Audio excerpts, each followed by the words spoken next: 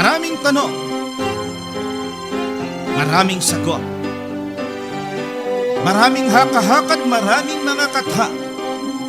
Nagsasalimbbayang mga paliwanag, gaya ng hangin ng aral na nagdadala sa tao sa magkabi-kabilang paniniwala. Ngunit, isa lamang ang dapat matanghal. Ang sagot ng Biblia.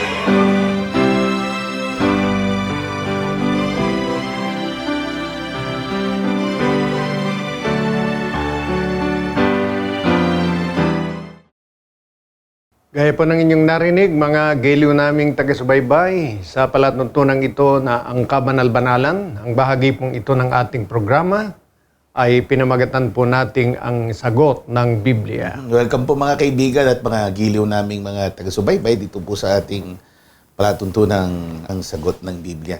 Narito po ang ating mga text lines, 0927-1403782, 0927-1403782, 0909-555-5009, 0909-555-5009, 0991-419-2027, 0991-419-2027. Nulit po natin ang ating social media accounts, MHC Media Facebook page, ang Kabanal-Banalan, yan din po mismo yung ating anchor or pilot program. May Facebook account din po yan. And sa YouTube channel, The Most Holy Church. Via Instagram, you may also follow us at Kabanal-Banalan, via TikTok at MHC Media. Ating official website, www.mostholychurch.com, at ating tanggapan o punong tanggapan ng Kabanal-Banalang Iglesia ay nasa Maynila po yun, number 688 Rahabago Street, Gagalangin, Tondo, Manila. We have other chapters in the Philippines, of course, sa Luzon, at sa iba't ibang mga dako ng mga probinsya at maging sa Visayas at sa gawing Mindanao. We are also going international sa Estados Unidos at sa mga ASEAN nations. Mayroon din po tayong presence sa Europe. Mga mahal naming mga tagapakinig, kami po ang inyong mga lingkod, kapatid na Gabriel Brother George Quirino. Kasama po natin ang pangunahing host nitong ating palatuntunan, kapatid na usual, kapatid na Danilo Francisco. Salamat po, kapatid na Gabriel. Salamat din po sa inyong lahat, mga giliw na taga-subaybay, sa patuloy na pagbibigay ninyo ng pagkakataong mapaglingkuran namin kayo. Sa paraan po na ang inyong mga tanong ay sinasagot sa pamamagitan po ng Biblia. Siyempre, nagpapasalamat po tayo sa Diyos na sa tuwina ay gumagabay sa atin. Pasimulan po natin. Okay.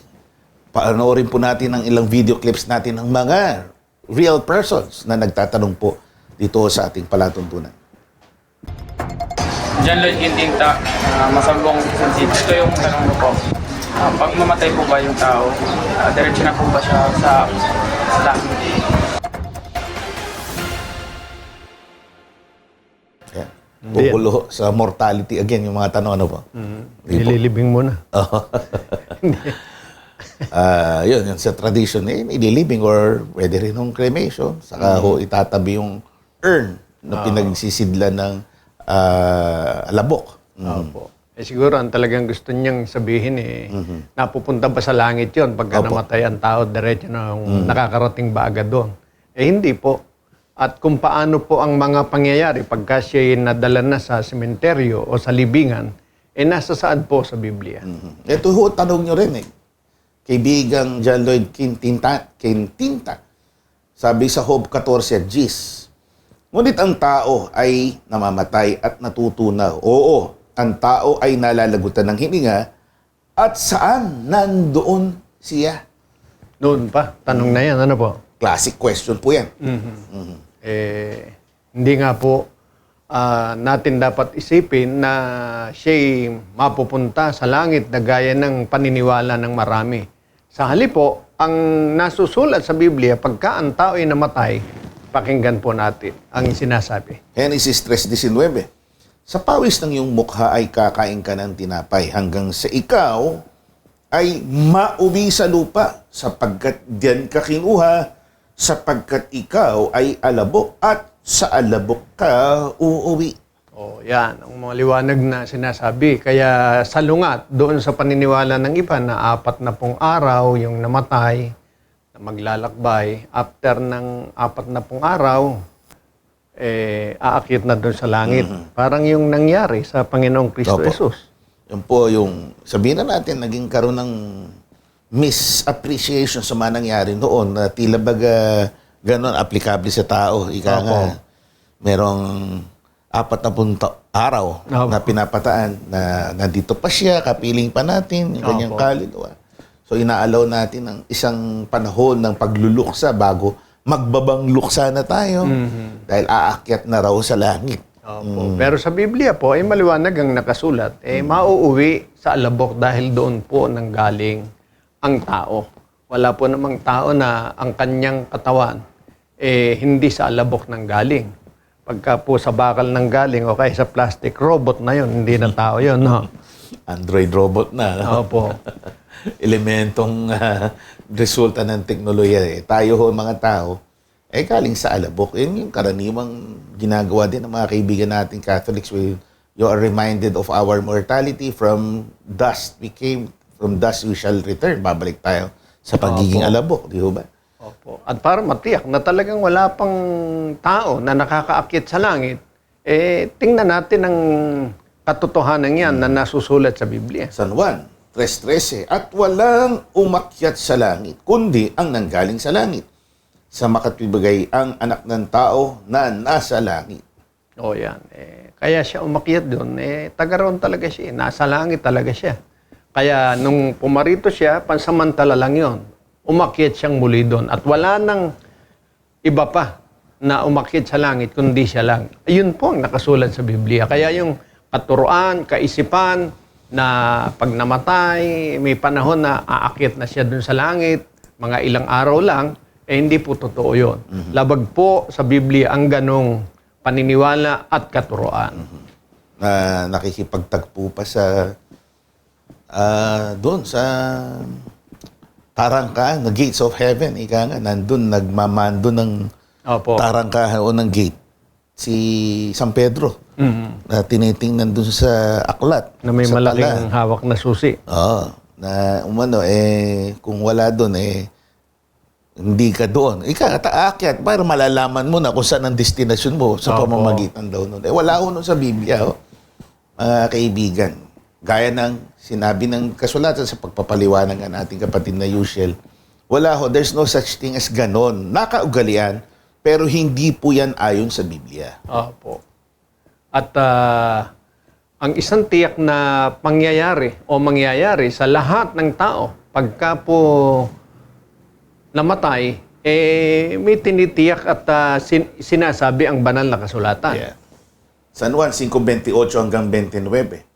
Huwag ninyong ipanggilalas ito sapagkat dumarating ang oras na ang lahat ng nangasalibingan ay makaririnig ng kanyang tinig at magsisilabas ang mga nagsigawa ng mabuti. Ang mga nagsigawa ng mabuti ay sa pagkabuhay na maguli sa buhay. At ang mga nagsigawa ng masama ay sa pagkabuhay na maguli sa paghatol. Yan. Masama at mabuti. May isang takdang panahon na sila po ay mabubuhay. Pagka ikaw ay nakabilang dun sa mga masama, mapupunta ka sa paghatol. Pero pag sa mabuti, mapupunta ka sa... Opo. Sa mabuti o sa buhay. Buhay na walang hanggan. Yun. Kaya yun ang tiyak na mangyayari. Kaya sigurado po, talagang yung lahat ng nangamatay, hindi pa po umaakyat sa langit. So, everything yun, across the board, lahat. Sabihin na natin, mabuting tao, masamang tao, lahat, walang pupuntahan. Walang pupuntahan agad-agad. May darating ang panahon na tinutukoy ang Biblia na doon, ibabangon muna, merong pagkabuhay na maguli o may resurrection. So, hindi pwedeng umakyat ng bukod ang sino man. Basta doon muna lahat sa resurrection day o pagkabuhay na magulino. Opo. Kahit yung mga unang lingkod ng Diyos, kahit po si San Pedro, wala pa po sa langit yun. Yan ay dapat po nating maunawaan. So, salamat po at sana'y matanggap natin, masampalatayan na natin ang katotohanan ito. Pakinggan natin, panoorin si Binibining Naomi Balbon ng Montalban, Rizal. Nakakapasok po ba ang mga masasamang tao sa langit?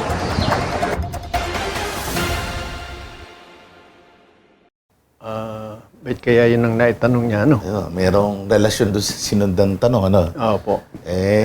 Sanggunin natin ang Biblia.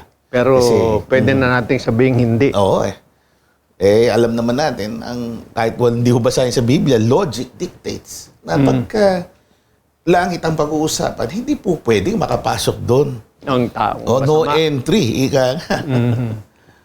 Basahin natin para Opo. sigurado. Apokalipsis 21:27. Narito.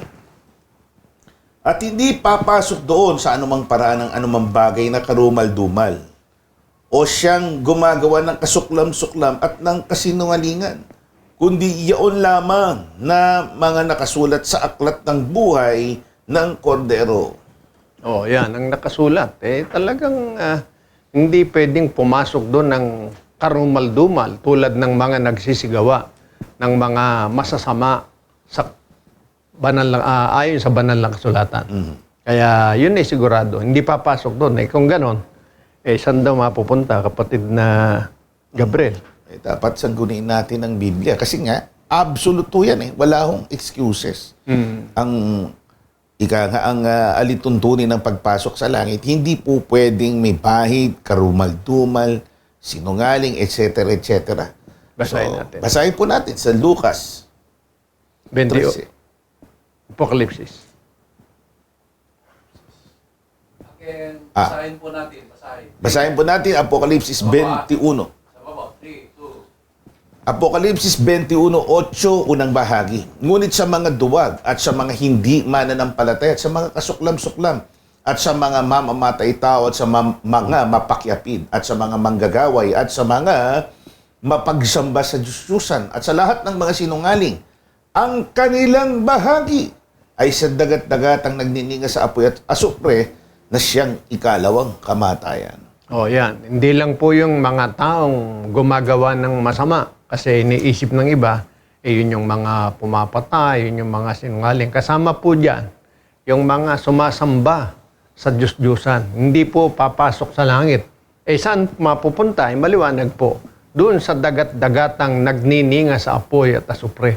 Pero nais naming sabihin, hindi pa po ngayon yun. May takdang panahon kung kailan po yan mangyayari. Hindi po pagkamatay, doon na agad ang punta. Related talaga doon sa unang tanong. sa unang katanungan.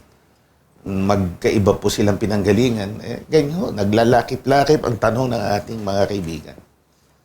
So, klaro po yan, mga kaibigan, si Binibining na Naomi Balbon.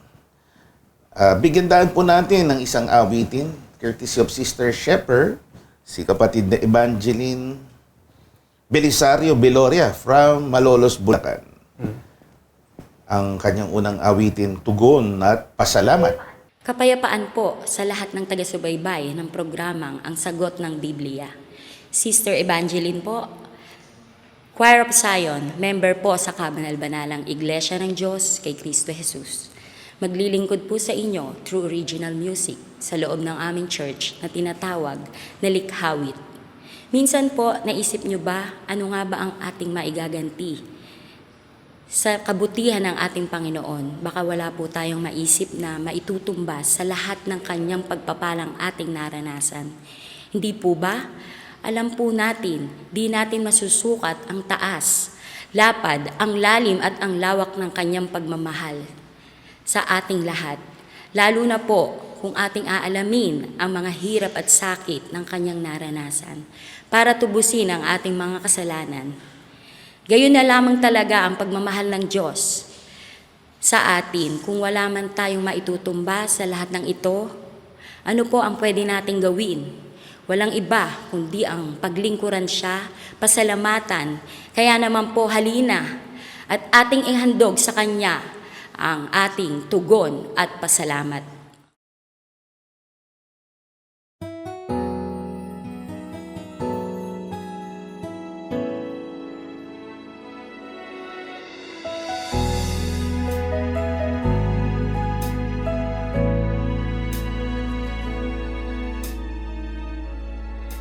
kay rami ng iyong pinagdaanan, kay rami rin ng naranasan, ibinaba maging ang kalagayan. Sala namin iyong pinasal. Isipin ko man di kayang masukat, malasakit mo sa lahat ay nahayag. Tinanggap mo kahit kami ang dapat. Sugat, sakit, maging kamatayan ay tinanggap. Alam kong magawa'y di sasapat. Alam kong hindi karapat-dapat. Kung masumpungan, ako'y magtatapat. Tanggapin nawa ang aking pasasalamat.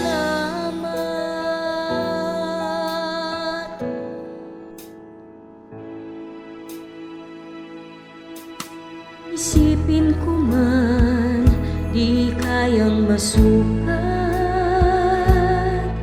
malasakit mo sa lahat ay nahayag. Tinanggap mo kahit kami ang dapat.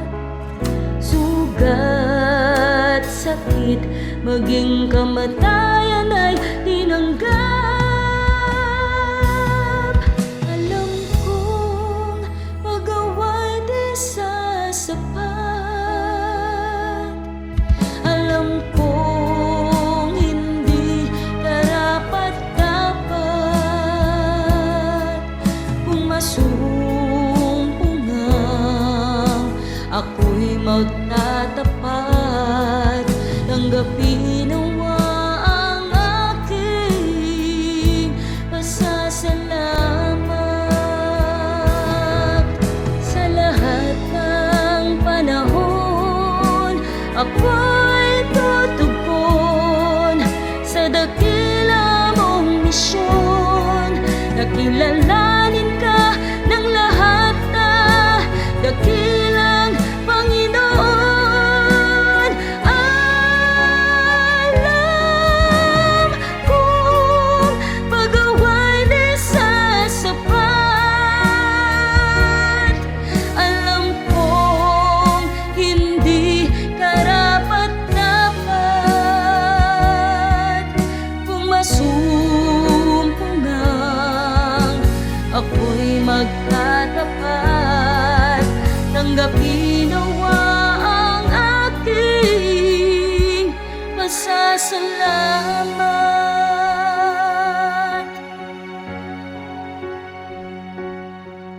Tanggapin nawa ang aking pasasalamat.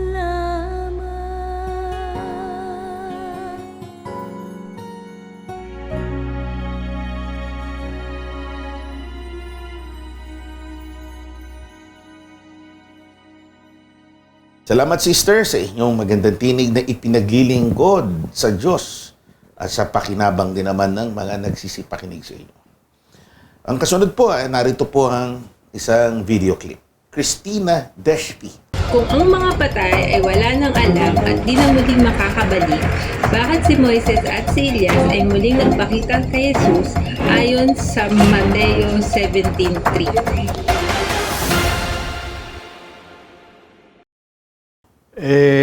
Tingnan natin kung bakit nga na sinabing nagpakita o ipinapaliwanag po yan ng Biblia. Nandun din mismo sa kapitulo na ito ang katugunan 17:3 kasama po ang 9. Opo. Narito.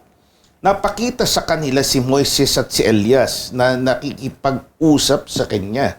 9. At habang sila'y nagsisibaba mula sa bundok, ay iniutos sa kanila ni Jesus na nagsasabi, huwag ninyong sabihin kanino man tao ang pangitain hanggang sa ang araw ng tao ay ibangon sa mga patay. Hanggang sa anak. Ano ba sabi ko? Araw. Ay, sorry. Ulitin ko, ha? At habang sila'y nagsisibaba mula sa bundok, ay iniutos sa kanila ni Jesus na nagsasabi, huwag ninyong sabihin kanino man tao ang pangitain hanggang sa ang anak ng tao ay ibangon sa mga patay.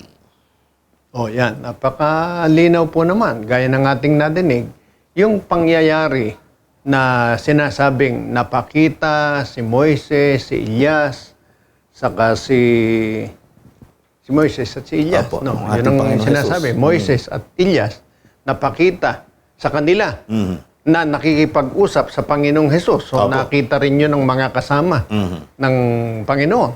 Eh maliwanag po, yun po ay pangyayari na ayon sa versikulo 9 sa isang pangitain. Opo. So hindi talaga katulad ng aktual na pangyayari Opo. sa kasalukuyang panahon. Opo. Kasi ang intindi ho ng iba niyan, apparently, nagpakita. Hindi naman ho nag-interact Hindi ho nakipag-usap Nakita nila. Opo. Yung isang pangitain, ang kausap dun sa pangitain ay nung dalawa, si Elias at si Moises, kausap ang ating Panginoong Jesus. Opo. Hindi po nakipag-usap dun sa nakasaksi. So, dito, yung pinagkaiba nito, mga kaibigan, hindi po bumabalik ang patay. So, gaya natin. Ngayon, sa moderno pa nabanggit nyo na rin, kapatid Opo. na Yusel. Pagka kayo ba'y nanonood ng pelikula, pinapanood kayong eksena, Opo.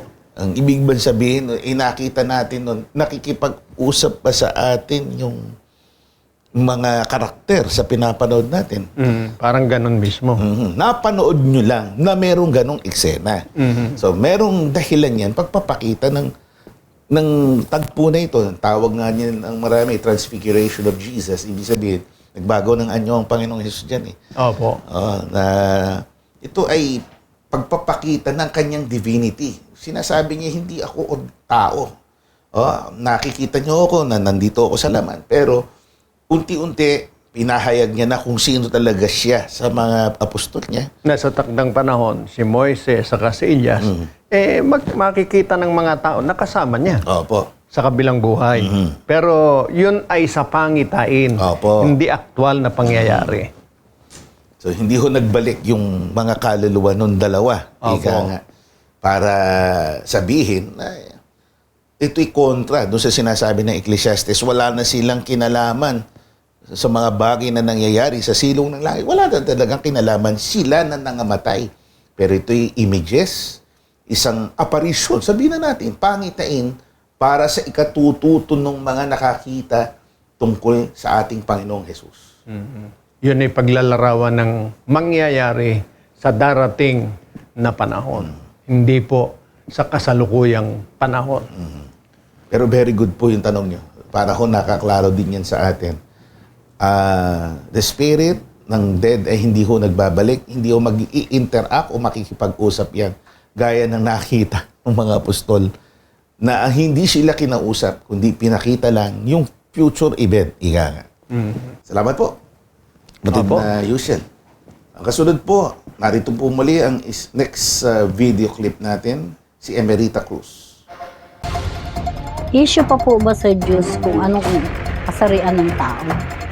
Ano po ba ang problema kung bakla o tumbong? Kung yun talaga ang nararamdaman nila.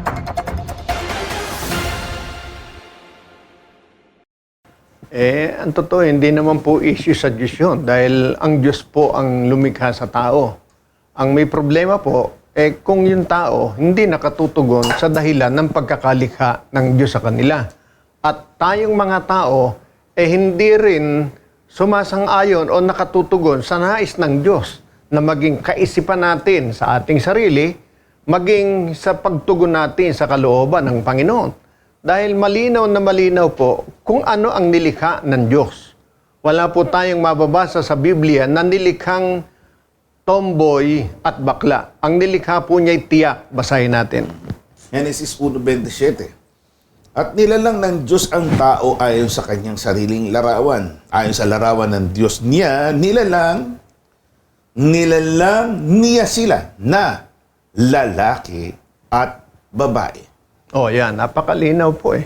Wala pong nilalang na tomboy at bakla. Yang pamagat na yan sa lalaki at babae, hindi po sa Diyos nagmula yan. Yan po sa tao rin ang galing. Opo. Sa Biblia po, ang talagang pamagat, tawag sa nilalang ng Diyos na tao, lalaki at babae. Ngayon, ang problema ng tao, kung paano niya tutugunin yung pagkakalalang sa kanya dahil may gusto ang Diyos sa mga tao na kanyang nilalang. Ang nangyayari po, sinusunod ng tao kung ano yung gusto niya. At meron pong pagkakataon na ang ginagawa ng tao labag sa kalooban ng Diyos. Yun ang issue. Yun ang nagiging talagang suliranin. Kung ano po yun, basahin natin sa Biblia. Narito sa Genesis 1:28. At sila'y binasbasan ng Diyos at sa kanila sinabi ng Diyos, kayo'y magpalaanakin at magpakarami at kalatan ninyo ang lupa at inyong supinin at magkaroon kayo ng kapangyarihan sa mga isda sa dagat at sa mga ibon sa impapawid at sa bawat hayop na gumagalaw sa ibabaw ng lupa. Yun ang gusto ng Diyos sa tao. Magkaroon ng kapangyarihan Opo? sa lahat ng nilalang ng Diyos. Pero ano nangyayari? Humiwalay, ang tao. Hindi lahat, of course. Pero alam natin, marami ang humiwalay sa kalooban ng Diyos na supilin ang ibinigay o ipinagkatiwala sa Kanya na lupain ang magiging pagninig nila bilang mag-asawa sila, lalaki na babae. Opo. Ayun yun ang Binasbasan kasi sila ron, na lalaki at babae. Opo. Maging palaanakin, hindi pwede magkaanak. Yung parehas ang kasarian. That's the way God created them. They can procreate, kaya nilang dumami sa pamamagitan nila na lalaki at babae. Hindi yung pagka dumami, magkakaroon na ng ibang kasarian. Hindi yan ang takda ng Opo. ating Panginoon.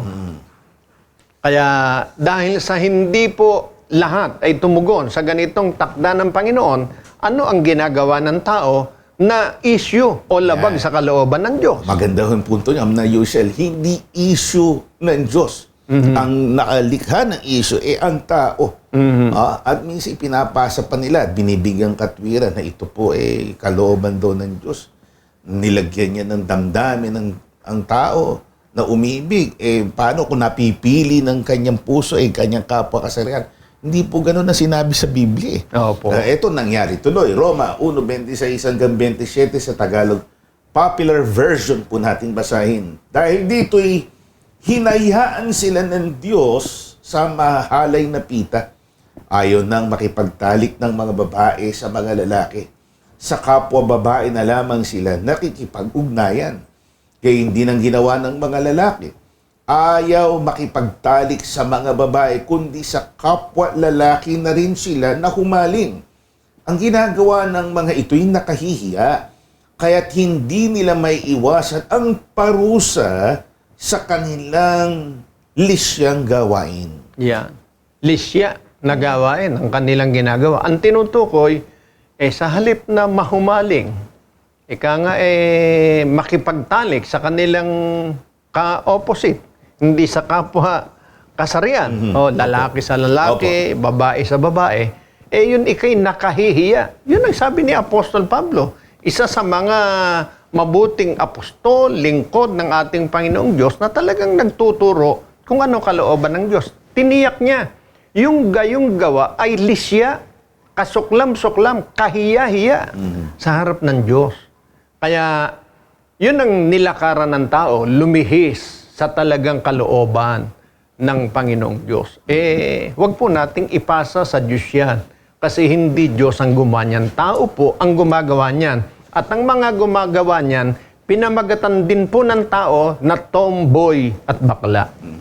O yun. So, klaro yung sa binanggit ng kapatid na usual. Ito gawa Ng tao. Oh.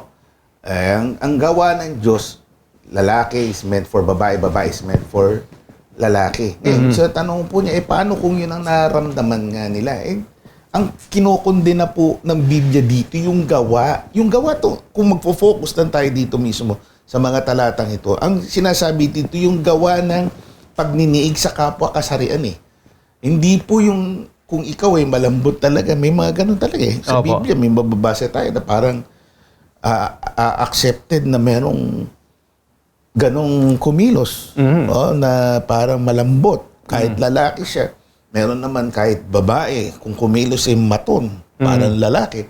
Pero walang kaso ko yun, mga kaibigan. Ang may kaso, yung sinabi dito sa mga talatang to, Opo. yung relasyong sexual. Sabihin natin, napapaibig tayo. Natutokso kasi tayo doon. Hindi naman iba ang kasalanan nila, yung gawa. Doon sa mga tao na straight. Sabihin natin, straight na lalaki, hindi gay, hindi bakla, o hindi tomboy. Hindi naman iba yung ipinagkakasalan nila kung sila po'y nakikipagtali, nakikipagniig sa babaeng hindi nila asawa. Parehas lang din po yun, ng kasalanan ng ginagawa ng isang lalaki na nakikipagniig sa kapwa lalaki. Ang tawag din ng Biblia doon pakikiapid. Yes. Nakikiapid sa kapwa lalaki. Nakikiapid sa kapwa babae. Yo. Meron namang may asawa, nakikiapid sa hindi niya asawa. Yo. Isang uri lang din po ng pagkakasala yon. Pakikiapid ang tawag. Ngayon, yung mga gumagawa nun, pinamagatan ng marami, tomboy, bakla. Opo. Hindi Diyos ang may gawa nun. Yun ay gawa ng tao na pinamagatan ng tao rin. Ayan. So, hindi discrimination yun. Kasi welcome na welcome po sa iglesia. Opo. Hindi tayo parang, ikaw sa medyo mabigat na salita, binabai ka. Hindi ka pwede dito. Puro malilinis lang tao dito sa iglesia. Hindi po ganun intensyon ng Diyos. Nung pumarito siya, He was looking for sinners. Ang hinahanap niya, mga makasalanan. Kaya hindi kinokondena natin yung gawa. Hindi yung taong nahulog sa tukso. Mine-welcome nga ang tao na magbalik loob, magbago, lumayo sa mga ganyang gawa. At we can tell, meron tayong testimonial evidence sa church, sa iglesia. May ganyan. May mga nabuhay ng ganyan na lalaki, nakikipagrelasyon sa kapwa lalaki, and eventually, nagkaroon ng reforma, nagkapamilya ng sarili, nagkaanak. Dahil tinanggap niya, sinampalatayanan po niya na hindi tama yung gawa niya dahil dun siya malapit sa tuksong yaon na sinampalatayanan niya na hindi niya na dapat gawin, nabuhay siya bilang isang normal at straight na lalaki. Hindi lang po nagkaroon ng pamilya. Meron ding talagang dating, sabi nga, naglaladlad. Pero ngayon maayos na pastor sa iglesia. Hindi po nakahihiya yun. Ang nakahihiya, masamang gawa na hindi mo iniiwanan. Yeah. Pero yung masamang gawa na iniwanan, nakalulugod po sa Diyos yun. Kaya yan po sa katotohanan issue sa mga tao, hindi po sa Diyos. Tao ang kailangan pong magbulay tungkol sa bagay na yan. Dahil yan labag talaga sa kalooban ng Diyos. Hindi lang po ngayon. Mula pa ng una, basahin natin. Kaya huwag niyo mamasamayin, mga kaibigan. We are not anti-LGBT. Yung mga kaibigan natin. Ako personally, may mga kaibigan akong ganyan, kapatid na Yusuf. Opo. Marahil kayo din. Hindi natin kinokondena dahil sila po mga produktibong mamamayan ng bansang ito. Bakit mo sila kukondenahin? Natutokso lang sila doon. You should convince them to turn from their wicked ways. Yung gawang yun. Hindi natin pwedeng sabihin, although nasa Biblia, maigi paan niya. Yung hayop, may mga ganong salita. Hindi po mabigat natin na salita. Nasa Biblia yun. Pero tama ho bang sabihan mo, para day ka pa ng hayop? Nakakatukoy kung sinong lalaki, sinong babae. Di ba? So, basahin po natin. Nasa Genesis 19:5, yung punto ko ng kapatid na Yusiel. Pasigaw nilang tinanong si Lot, nasaan ang mga panauhin mong lalaki. Ilabas mo't makikipagtalik kami sa kanila. Oh, yan. Sinabi niya sa mga tao, tuloy natin, wag mga kaibigan, wag. Napakasama ng gagawin niyong yan. Oh, kahit nung unang panahon, di ba? O, noon pa talagang yan ang kinahuhumalingan ng tao. At sabi nga ng iba, kahit ang mga yan hindi nanganganak, dumadami yan. Maulanan, nabasa. May mga biro ho yun. Biro lang naman yun. Tayo natatawa ng kaunti, pero magigiliw po kasama yung mga yan. Minsan nga, mas maprinsipyo pa kaysa ibang mga straight na lalaki. Straight na babae dahil sila tumutulong sa kanilang pamilya. Kaysa yung straight nga, pabayaan naman sa pamilya. Di ba? Kaya wag ho tayong magdi-discriminate, wag tayong mamimili, wag natin kukondenahin yung kahinaan nila dahil tayo may sariling kahinaan. Tulungan natin sila, makaahon, magtulungan tayo, makaahon sa ating mga kahinaan. At nakatitiyak naman tayo na kahit nahulog sa ganyang pagkakamali, pagkakasala, ang sino man, kaya po nilang lampasan yan. Ang kailangan lang po na sampalatayanan at itanim sa kalooban ay yung sinabi ni Apostol Pablo sa mga taga-Korinto, Gis 13. Narito, mga kaibigan, sabi ni Pablo sa bahaging ito ng kanyang liham. Wala pang pagsubok na dumating sa inyo na hindi nararanasan ng ibang tao. Tapat ang Diyos at hindi niya ipapahintulot na kayo'y subukin ng higit sa inyong makakaya. Sa halip pagdating ng pagsubok, bibigyan niya kayo ng lakas upang makayanan ito at ng paraan upang malampasan ito. No, yan. Napakalinaw po naman. Yung nararanasan nila, nararanasan din ng iba. Pag ipinahintulot ng Diyos na dumating sa atin yung mga ganyang pagsubok, Diyos din po ang tutulong sa atin. Ang unang-una lang na dapat tanggap natin, yan po ay kasalanan, masama, hindi natin dapat ipagpatuloy. Pero kung yan pangangatwiran na natin, yun ang damdamin ko, hindi ko mapigil, hindi po talaga tayo makapagbabago. Pero kung sumasampalataya tayo sa kung ano ang kalooban ng Diyos, na yan hindi natin dapat gawin, kaya po nating lampasan yan. Marami na pong nakapagbago at ang Diyos po mismo ang tutulong sa atin. So, salamat po. Sana po masampalatayan na natin yan. Next question po. Magandang araw po. Ako po si Dian from Valenzuela City. And ang tanong ko po ay, paano niyo po masasabi na ligtas ng isang tao? Ganda yung tanong. Pagsisiguro. Opo. Gaya po ng pamagat nitong ating programa, ang sasagot po at makapagsasabi ay ang Biblia. Hindi po kami sa aming sarili. At ang sinasabi po ng Biblia kung paano po makatitiyak ang tao na siya'y ligtas na, ito po at babasahin natin. Unang Korinto 15:1 hanggang 2. Ngayon ipinatatalastas ko sa inyo mga kapatid ng Ebanghelyo na sa inyo'y aking ipinangaral na inyo naman tinanggap na siya naman ninyong pinananatilihan. Sa pamamagitan naman nito'y ligtas kayo kung matiyagaan ninyong iingatan ng salitang ipinangaral ko sa inyo, maliban na kung kayo'y magsipanampalataya ng walang kabuluhan. Yan.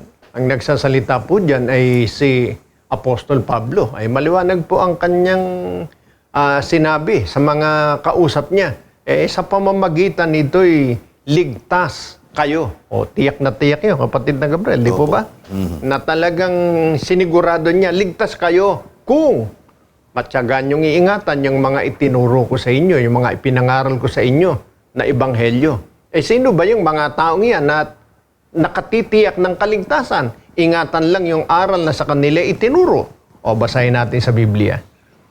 Dito sa Aklat ng mga Gawa 2:47 sa King James Version. Praising God and having favor with all the people, and the Lord added to the church daily such as should be saved. Yan, pinapupurihan ng Diyos at nakasumpong ng pabor sa lahat ng mga tao. At ang Panginoon anya ay nagdagdag sa iglesia araw-araw niyaong mga inililigtas. O yan, yung mga inililigtas na sinabihan ni Apostol Pablo na tiyak sa kaligtasan, yun po yung mga taong idinagdag ng Diyos sa church. Kaya hindi pwedeng gusto nating makatiyak ng kaligtasan, ayaw natin sa church. O kaya maniwala tayo dun sa mga nagsasabi, hindi na kailangan ang church. Napakaliwanag po naman added to the church. Idinagdag sa iglesia yung mga niligtas ng Panginoong Diyos. Kaya sino po yung mga taong nakatitiyak ng kaligtasan ayon sa Biblia? Yun ang mga tao na idinagdag o inilagay ng Diyos sa church o sa iglesia na kanyang pag-aari. So yan ang garantiya ng Biblia. Yan tanong nyo, paano masasabing ligtas? Guaranteed. Saved. Ang guarantee ng salvation. Yan po ang turo ng Biblia. Pagkadagdag, pagsama. Opo. Sa church. Ang Diyos ang magdadagdag. Paano ka madadagdag? Siyempre, sumampalataya ka sa Ebanghelyo, sabi ni Apostol Pablo. Opo. Pakinggan natin muli si Sister Shepherd sa kanyang pangalawang awitin, You Changed My Life. Kapayapaan po muli sa aming mga taga-subaybay. Muli po, maraming naiisip natin kailan kaya mababago ang takbo ng buhay natin. Maari kasing nakakaranas tayo ng mga kahirapan o kaya naman mga karamdaman. Naiisip natin kailan kaya ako gagaling. Maaaring tayo ay nasa kalungkutan. Bigat na bigat tayo sa ating mga nararanasan na para bang wala tayong karapatang makaramdam ng kasiyahan o kaginhawahan. Kailan nga ba mababago ang ating buhay?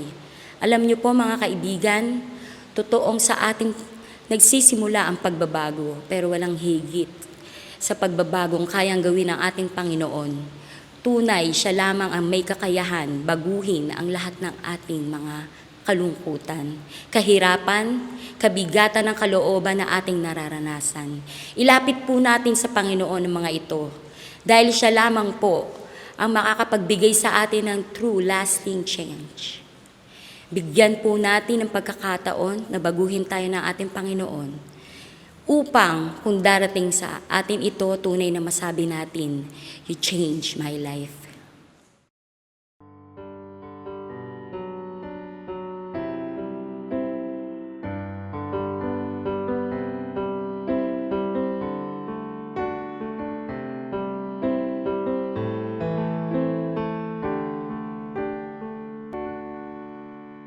Change my life.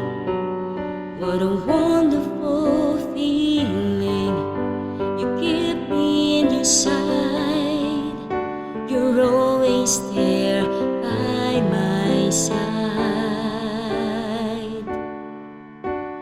You change my life. What a wonderful feeling. You keep me in your side. You're always there by my side. You're like a music in my life.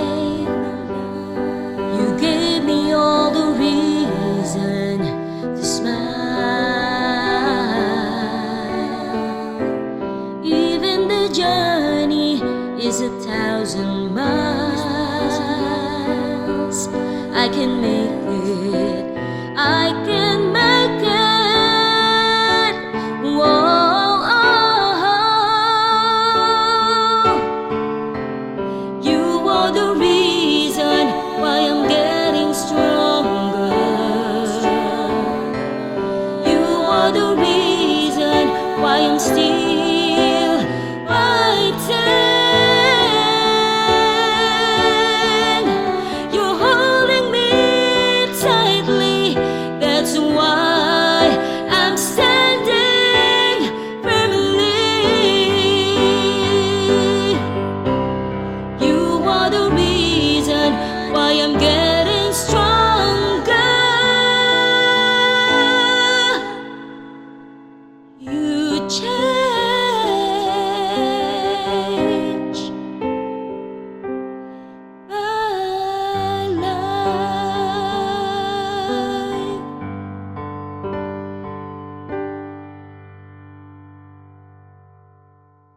Thank you, Sister Shepherd. Ngayon, next video clip. Ako po si Jane Maria Lergacho at ang katanungan ko po ay para po sa mga rape victim na nagkaroon ng bunga. Magiging kasalanan po ba kung gagawa sila ng abortion? Ganda yung tanong. Very controversial nga ako yung mga tanong na yan. It's not only here in the Philippines, kahit sa ibang parte ng mundo. Mga biktima ng karahasan. Yan, napaka bigat na kasalanan niya sa mga kababaihan. Palibasa, ito po ay programa na ang mga tanong ay magmumula ang sagot sa Biblia. Sa Biblia po natin babasahin ang kasagutan. Kasalanan ba yon? Kasi pagka ginawa ng isang babae yung abortion, ang tawag po doon, ang nangyayari po doon sa ini-abort, namamatay. Dahil yun pagpatay doon sa buhay na nasa kanyang sinapupunan, Opo. basahin po natin sa Biblia kung ano ang sinasabi ukol diyan. Exodo 20 at 13. Huwag kang papatay. Oo. Yun. Kaya ang pagpatay, merong, sabi nung nanay, buti pa, pinisil ko na lang yung ilong mo. Kasi sa kulit nung, nung paglaki. Ay, abortion. Ang terminong yan, ibig sabihin, abortion is the termination Of life. Of life. Tawag doon. Basta ito, bago magkaroon ng ganap na pagsisilang, Opo. tineterminate na. Termination means pagpatay. Tineterminate mo yung life nung unborn child. Bawal po yun. Hindi po sinasang-ayunan yun ng Biblia kahit pa meron pong mga bansa na yan ay pinapahintulutan. Sa Biblia po, hindi po pinapayagan yan dahil sa kupuyan ng kautusan na huwag kang papatay. Yan po ay sinasabi ng banal na kasulatan. Yung issue dyan din kapatid na Yusel. Kasi kaya nagdidesisyon din yung iba to abort katulad sa ibang bansa. Unfortunately, yung ginagawa nila kasi nga, it's a violent crime. Hindi ginusto ng babae yun na siya'y magahasa. At yun nga, sa ibang bansa, nag-conduct sila ng emergency abortion, yung fresh pa yung pagre-report ng crime, para hindi na talaga magkaroon ng emotional attachment yung babae dun sa kanyang sinapupunan, tineterminate na abort. We understand that kasi nga napakalaking trauma yan sa babae. At yan, ang dinadahilan nga kasi baka manahin din yan yung kasalanan o kaya yan ay tuloy-tuloy na magiging paalaala ng kasalanan ginawa nung tatay niyan. Tuwing nakikita ko yan, nagagalit ako. Yan tanong, kasalanan ho ba ng bata yun? Inosente siya sa isang bagay na ginawa ng kanyang tatay. Opo. Nananatili, yan po ay mga, kumbaga, laro ng kaisipan ng tao. Opo. Ngayon, hindi po dapat na pumayag ang tao na dahil sa gayong takbo ng isip ng tao, pati yung buhay ng bata na nasa kanyang sinapupunan ay madamay. At yan ay hindi rin po sinasang-ayunan ng Biblia. Basahin natin. Sa Ezekiel 18 at 20. Ang kaluluwa na nagkakasala, mamamatay. Ang anak ay hindi magdaranas ng kasamaan ng ama o magdaranas man ng ama ng kasamaan ng anak. Ang katwiran ng matwid ay sasa kanya at ang kasamaan ng masama ay sasa kanya. Yan. Hindi maaari na dahil sa galit tayo dun sa tatay dahil dun pati yung bata hindi na natin papayagan na mabuhay pa sa mundong ito. Yun po'y labag sa kalooban ng Diyos. Hindi po matwid na dahil sa kasalanan ng ama, pati yung anak ay magdusa. So sana, alam natin, it's an emotional problem, emotional state po ang ina. Especially talaga yung nakakita tayo ng real life na nangyayaring ganyan Opo. Inaawat na lang ang sarili. At yun nga ang gustong mangyari. Let God's voice prevail o manatili manaig sa atin, sana po, kung kami tatanungin, huwag ho tayong mag-resort sa opsyong ito ng abortion. Kung nasasaktan tayo doon, bahagi po yan ng buhay na ipinahintulot ng Diyos na mangyari sa atin. Siya rin po ang tutulong sa atin para yan ay sa halip na manatiling sakit sa ating kalooban, maging biyaya sa ating buhay sa pag-iingat ng kalooban ng Diyos. Masunod ang ibig niya para sa atin. For our final question, ito ho ang ating final video clip. Balikan po natin si Miss Desvi. Masama po ba ang mag-blow a candle tuwing birthday? Saan po ba galing yung practice na yun? So, sa diretsong pangungusap, saan galing ang practice ng blowing of candles sa modern ho ngayon? Yan po ay ancient Greece. Sa ancient Greece. Mababasa po natin sa mga references, lalo na ngayon sa advanced technology sa pamamagitan ng artificial intelligence. Yan ay nagkakalap ng mga impormasyon sa iba't ibang mga references. And it all boils down sa sinasabi nga nila na ito'y galing sa ancient Greek na Ancient practice. Sinaunang mga Griego. Na ginagawa po nila to honor the moon god. Moon god po ito, moon goddess, ng pangalan si Artemis. Yung Artemis, yung larawan na babae po siya na mamamana, na may kasamang aso. Hunter ho, ang alam ko hunter ho siya. O mangangaso po itong Diyos ng mga ancient Greeks. So yun ang pinagmulan. Sa madaling salita, yan kasanayang ginagawa ng mga sumasamba sa mga Diyos-Diyosan. Opo. At ang dahilan nga nila, yung nilalagay tinutulos na kandila, yan po'y simbolo ng liwanag ng buwan. Kaya nga moon goddess siya. Liwanag ng buwan pagka numiningning. Then pagka hinipan, pinatay sa pamamagitan ng pag-ihip lang. Opo. Pinapaniwalaan na yung wish, yung terminong gamit ay wish. Yung wish ng mga taong mananamba sa kanya, wini-wish nila na ang kanilang panalangin ay pumailang lang. Pataas ho yung usok, siyempre. Sa langit. O pumailang lang doon sa kinaroroonan ng mga Diyos. Opo. O Diyosa ito na si Artemis. So, it's a pagan origin, mga kaibigan. Yun yung sa pangalawang tanong niya. Kung gano'n ang kaisipan ng mga umiihip ng kandila sa kanilang cake na kakainin, yun yung masama. Opo. Halimbawa, kapatid na Gabriel, kaya niya hihipan. Hipan na yan! Kasi nagugutom na, gusto nang makain yung cake.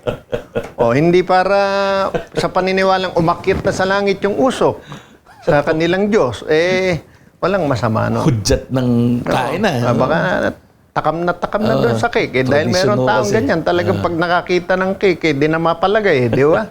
Baka, yan. Ini-imagine na yung lasa. No? Hindi ang ini-imagine, umakit sa langit yung wish. Opo. Yun nga ho, yun ang precise ng punto. Kung hindi naman po yun ang intensyon, na kaya kami candle dyan, kandila, para katuwaan. Dahil ito, cake, kain na tayo. Di ba, iba yung nakita mo na merong nag-blow ng candle. Maliban na ngayon, maingat na yung iba. Alam kasi, nung bata pa ako, nagbo-blow din ako ng candle. Bahala nang magtalsikan yung laman ng bibig mo, ilaway. Sa cake. Opo. Ngayon, natututo na yung mga tao. Pagka sinindihan na yung kandila, pagka it's time to blow the candle, aalisin mo na yung kandila.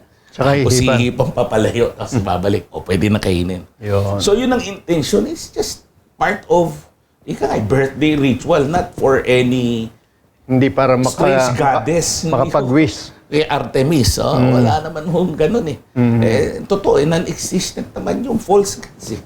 So, wala hong, no harm done. Basta ang puso, ang kalooban mo, iniingatan mo. Pero syempre, kung yun pa rin ang gusto mong intensyon, yun yung nakasulat sa Biblia. Yung nakasulat sa Biblia niyan Dito tayo mag-iingat. Basahin natin. 6:14 ng pangalawang Korinto. Huwag kayong makisama sa mga di sumasampalataya. Maribang magsama ang katwiran at ang kalikuan o kaya ang liwanag at ang kadiliman? Yan. Huwag tayong gagaya sa kanila. Pagka merong kandila sa cake, pinahihipan sa atin, o hipan natin. Pero hindi yung bago may hipan, pipikit ka pa, bubulong-bulong ka, nakikiwis ka. Opo. Masama po yun. Kasi hindi po kaugali ang Kristiyano Opo. yon. Ang gumagawa po niyan ay mga mananamba ng hindi tunay na Diyos. Opo. Ngayon, kung hinihipan mo lang para makain ay cake, ayos lang yun. Kahit ang wish mo ang Diyos na tunay, Opo. wini-wishan mo, hindi naman sinabi ng Diyos, yung usok na yun na magdadala ng panalangin. Wala akong ganun A prayer is a prayer. Just close your eyes, clasp your hands, and say a prayer. Wala akong kailangang usok para makarating sa Kanya. Opo. Yun ho yung iingatan natin. Yun ang pinapaniwala natin para masiguro merong may linya sa Diyos sa pamamagitan ng usok. Wala akong ganun.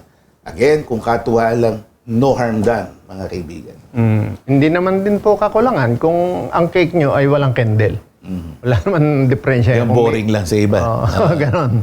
Ngayon, kung may candle, basta huwag sa diwa ng pagano Opo. o ng paganismo ang ating kalooban at ang ating kaisipan. Yun ang pakikipamatok na Opo. ibinabawal ng Diyos. And with that note, we will conclude this episode. Tayo dadako na sa kasunod na bahagi. Opo. At sa pagkakataon pong ito, magpasalamat tayo sa ating Panginoon.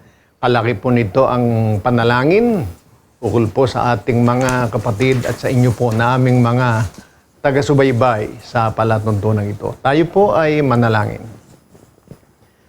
Aba, manaming hari, Panginoon namin. ikaw na Diyos naming makapangyarihan sa lahat. Maraming salamat sa iyo. Alam namin, ginabayan mo kami sa mga pagkakataong ito upang maunawa ng mga sumubaybay sa amin ang iyong mga banal na kalooban. Salamat sa iyo ng marami. Binabalik namin ang kapurihan at ang kaluwalhatian sa iyong pangalan. Amen. Ipinamamanik namin, pagpala mo po ito sa kanila. Loobin mo po, maging paraan ito upang maakay sila sa matuwid na pananampalataya sa iyo, sa matuwid na paglilingkod sa iyo. At kung maaari, makasama namin silang lumuluwalhati sa iyong dakilang pangalan. Amen. Alalahanin mo lamang ang aming mga kapatid na dumadaan sa iba't ibang mga sitwasyon gaya ng lagi naming inihibik sa iyo. Ingatan mo po sila, ang kanilang lupang katawan, ang kanilang pananampalataya.